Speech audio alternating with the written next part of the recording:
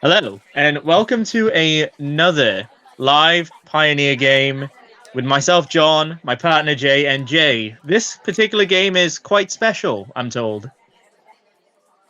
Yeah, we have something of a celebrity here, especially for our local FNM. We've got Ben Jones, who's just come off the back of qualifying for the Pro Tour at the recent RC. Mm. He's actually using his teammates deck today, Harry 13, his blue-white control deck that he used, Well, what team and is this? they are both a part of the TAC team, and you can check out their Patreon if you do need coaching. And who is on the other side of the table? On the other side of the table is one of our own local players playing a Rakdos mid-range deck as well. The Rakdos mid-range is a very good deck, very strong in the current meta of Pioneer, very popular as well, and tends to top most sort of local tournament level events. And against Azorius control, I'm not entirely sure how the matchup goes outside of Thoughtseize for the win. Yeah, I'm not sure either. I think Blood Tithe Harvester early and Beatdown is not that bad of a strategy. The Rakdos mid-range deck is just a stock list. However, the blue-white control deck is the cat variant. You can see Kahira a little bit glossy and hard to see there, but that is a companion, so that's a cat companion. And then in the sideboard, there's a few cats that will probably come in a matchup like this. So wait, does that mean that this deck contains cat creatures? Well, I don't think in the main board, no, but in the sideboard, yes. And if they want to, they can bring Kihiro onto the battlefield. Just an extra card in the hand. There's no reason not to. So Yeah. Blood Tithe Harvester in twice plus Bone Crusher through white control, already down to 12. The beatdown is on. And an attempt to resolve a Misery Shadow. Now, Counterspell Magic is open, but it looks like the Azorius control player is saying, yeah, that resolves. And cracking the blood token, discarding the removal spell, which is it feels pretty dead, right? Fatal Push does feel pretty dead against the Azorius control deck. So it's not a bad Yeah, card to discard in this position. it was pretty bold from Rakdos mid range to play another creature there because you would potentially playing that right into Supreme Verdict. That's not what happened though. Misery Shadow got marched, and now we see Wandering Emperor make Yeah. a 2/2 samurai that trade for Blood Tithe. And even though Zero's control is at 12, it's a healthy 12. They have an Emperor down Mm. against a Fable. It's looking pretty good for blue white control at Yeah. the current point. And it's one of those interactions that feels a lot better because the Emperor has more loyalty by just making a 2/2 as opposed to just exiling. The 2 life may or may not have been that important, but the control player seems to be in a pretty positive position. The mid-range player had a lot of early pressure, but that pressure is entirely stifled now. And Yeah, here's the we thought saw. squeeze. Ooh. Oh, that gets vetoed. We also saw the blue white player, Ben Jones, shock in that Hallowed Fountain and go down to 10 from 12. Mm. Which I think is quite interesting when you're trying to conserve your life total. I think it was just so that they could keep options open. They wanted to march, and potentially it looked like they had a behold in their hand. So potentially Yeah. the plan was march plus behold. Having to do into veto kind of stymied that plan, but still. Mm. I quite enjoyed watching the Rakdos mid-range player just put the treasure token down and Ben going, no, no, no, no, no. I'm doing this. Yep. Before combat. Yeah, declare it, and I'm doing this. So there is the behold Oh, foretold. It's likely that that's what will be played. And here it's pretty much a free attack from blue white control. A 2/2 with vigilance, so you get to attack. It's unlikely that they're going to want to trade their blood tithe, and then the blood tithe, and then the samurai can just defend as well. Oh, and they choose to get another samurai okay. The samurai being rather than beefing up that proxied. one. Yeah, the samurai being proxied by Pokemon cards. And would you say that this is a fairly fiery board state?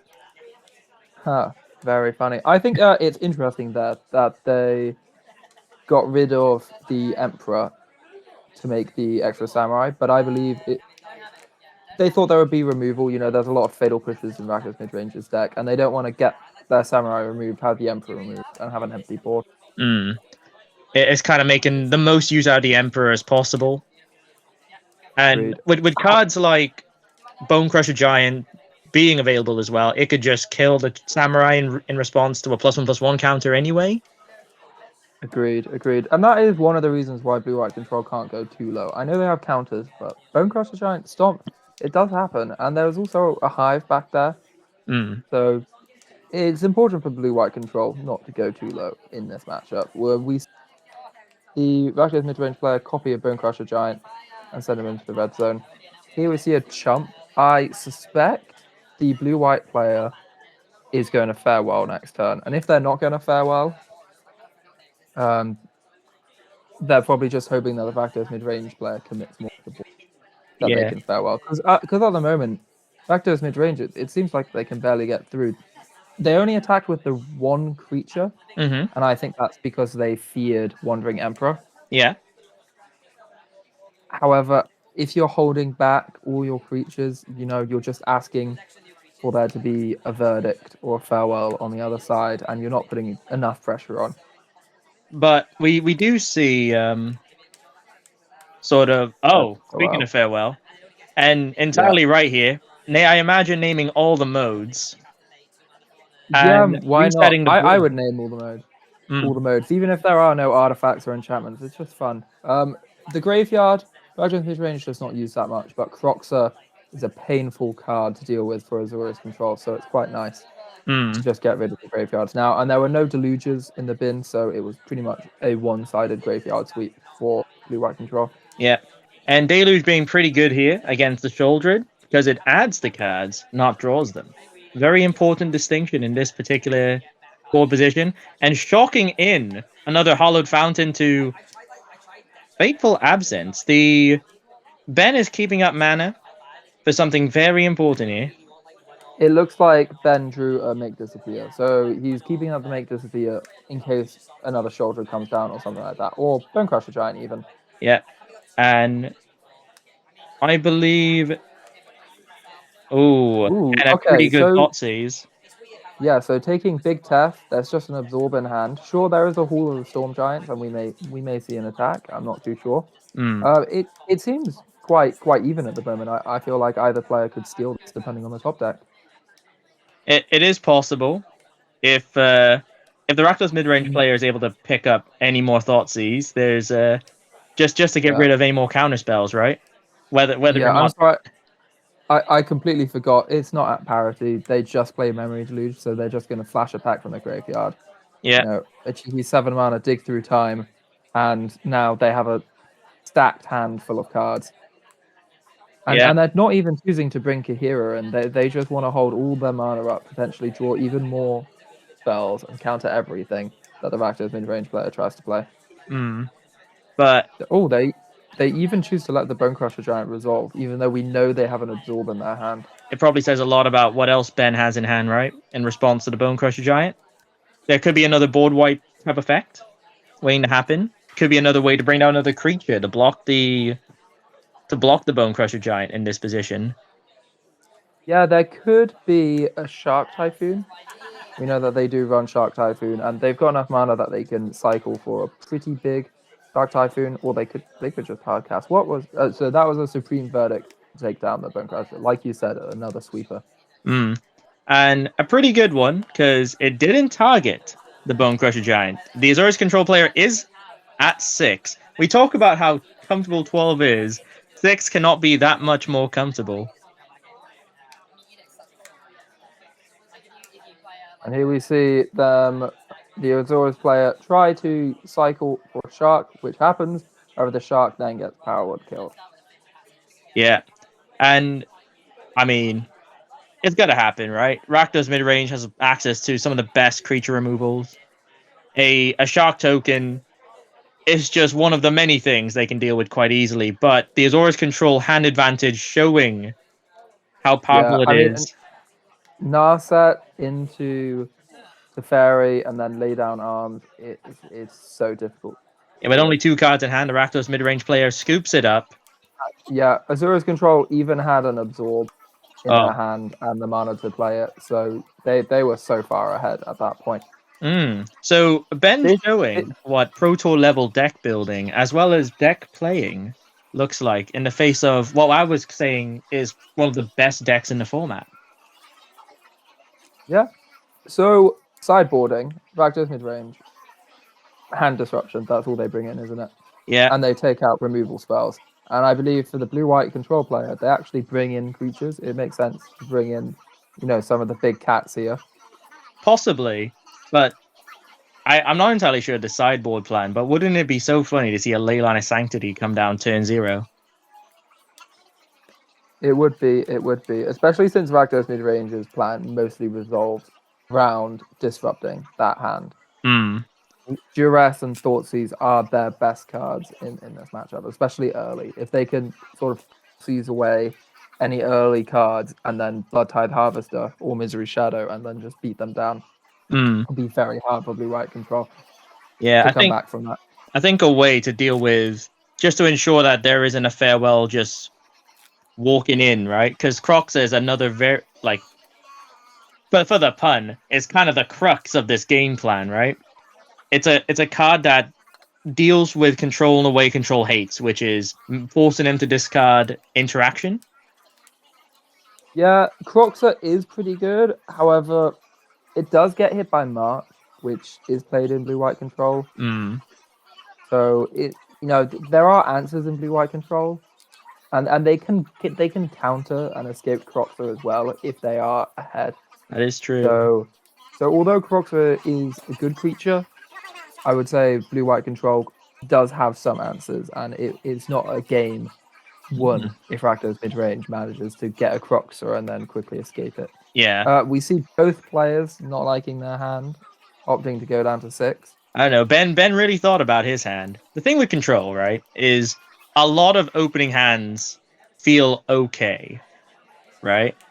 It's kind of like, I have mana, I have interaction. I think I can play this game. I think another dimension to blue-white control against Rakdos midrange is you don't want to go down to 6. You think that there'll be a turn 1 Thoughtseize. This is a very strange hand from Rakdos midrange. I know they've already gone down to 6, but not having a turn 1 Thoughtseize or Duress, or a turn 2 play, and then choosing Hologan's Command. Interesting. This is being cast at the beginning of his upkeep, I believe. Yes, so before the draw step.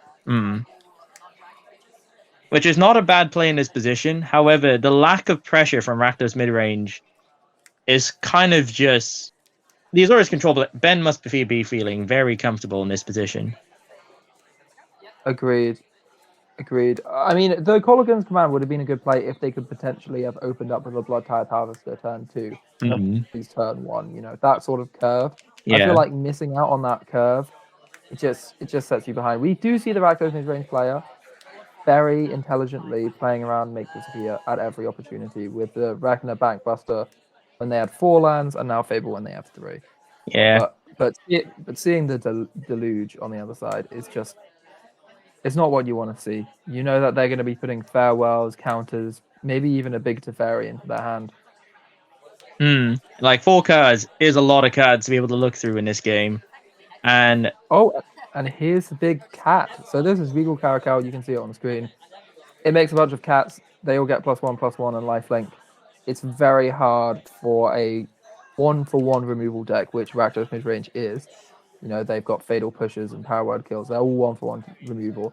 So being able to put 3 creatures on the board is quite difficult for Rakdos midrange. With lifelink as well, right? Agreed, because one of the strengths of Rakdos midrange is just being able to race decks that try to race you with creatures, but the lifelink just makes it so difficult. Here we see a Shieldred, and blue-white control probably has removal. I wouldn't be surprised if they do. Something they may be thinking about is if they have a sweeper, would you play it here after attacking, obviously?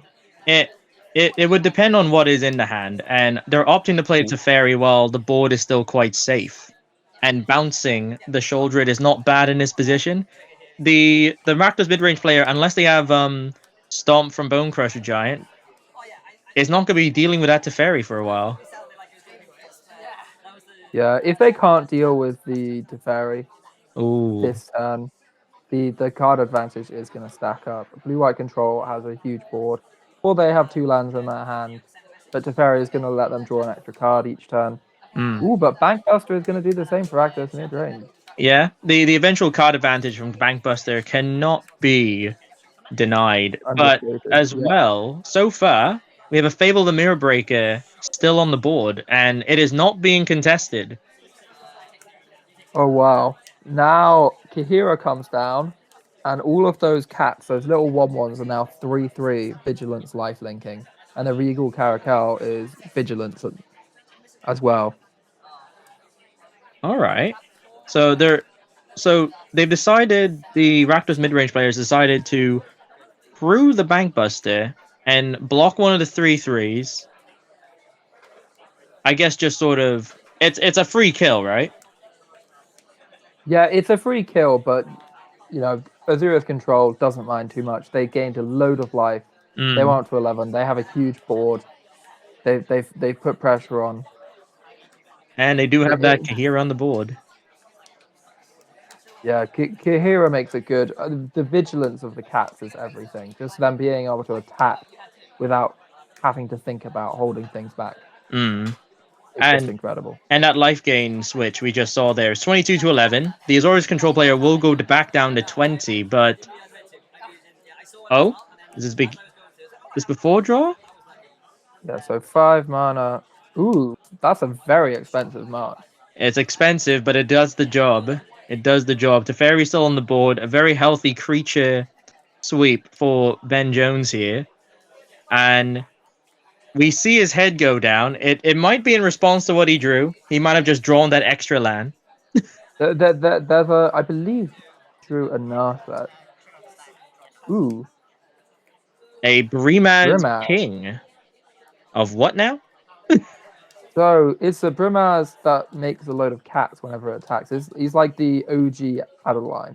Oh, so it's a 3/4. I believe it's got vigilance, and whenever it attacks, you create a 1/1 cat that's attacking, which is a big deal in this case, considering a 1/1 cat is a 3/3 cat, and it has lifelink and vigilance. And in addition, you said, Jay, the fact that Rakdos midrange is hoping to just 1-for-1 the opponent, this spread of tokens is just gonna be far too much. Agreed, and you can see why it's such a good sideboard plan against Rakdos midrange, because Rakdos midrange took out all of their removal. Well, I'm not sure about all of it, but it looks like we haven't seen much removal so far. There's been no fatal pushes, no power word kills. It does not look like there's much removal left in this deck, which makes sense against a blue-white control deck without many creatures. It makes sense to take out some of your removal at least. Yeah. But we can see that the sideboard strategy of blue-white control has taken full advantage of that knowledge by bringing in a lot of creatures, and now they have this board that's just, it's unstoppable. Yeah, and they have counters to protect their key pieces. It's just a slow and painful death for the Rakdos mid-range player, I believe, in this position. And like, yeah, it may not even be that slow. I wouldn't be surprised if blue-white control starts attacking. Oh, it looks like they're sending the entire team in. Oh, yeah, there we go. So the entire team went in, and they got a cat that's attacking. Oh man, I mean, will you be willing? Will the Rakdos mid-range player be willing to catch them all in this position? And yeah, I'm not sure. Opting which are the best blocks. Now, if I was in a Rakdos mid-range player's position, I'd be like, right, I got no profitable trades, so just double blocking the Kahira to get it out of the way seems pretty good.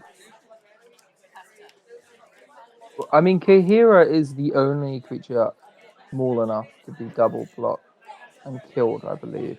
It is. The Caracal can be. Yeah, this is it will also die because it's a 4/4. Yeah. So blocking the cat in order to reduce the power. So essentially, if all those blocks were able to have gone through without Ben removing one of the blockers, it would have been trades. But if Ben has, for example, another march that would have exiled one of the tokens, those blocks will no longer be profitable. Yeah. So I mean, they're still taking a lot of damage. What's this? 3 plus 3, that's 6 plus 4. Hey, wait. This would put them down to 1. The Rakdos mid-range player would be put down to 1 here. Yep, down to 1, and And- that is why the blocks were made the way they were made. Yeah, and at that point, the Rakdos mid-range player, I know you try to continue, but here, are there any outs for Rakdos mid-range? There's not a single card they can draw off the top. You know, escaping Croxer doesn't do anything. You know, the No. opponent's at 34, you're at 5. And it is a very difficult position, especially when we know that there is counterspell backup. Even if they for some reason played like a languish here. There we go. And Ben Jones There we go. winning with Azorius control against Rakdos midrange. Yeah, and I think in this case it just seemed like the sideboard paid off better. Maybe we didn't get to see everything from Rakdos mid-range. It did look like they had a Noxious Grasp on the Dreadfort still to go. So they did have some removal. Maybe they did get unlucky. Yeah. But thank you very much for watching this video, and thank you for, well, being part of this. And yeah, once again, look at Ben Jones and his team, TAC team, Tic Tacs. I'm not sure. Tac team. I don't know. Tag team. Check team. him out. Check him out. Pretty good. Very professional. Testing and crushing. Testing and crushing.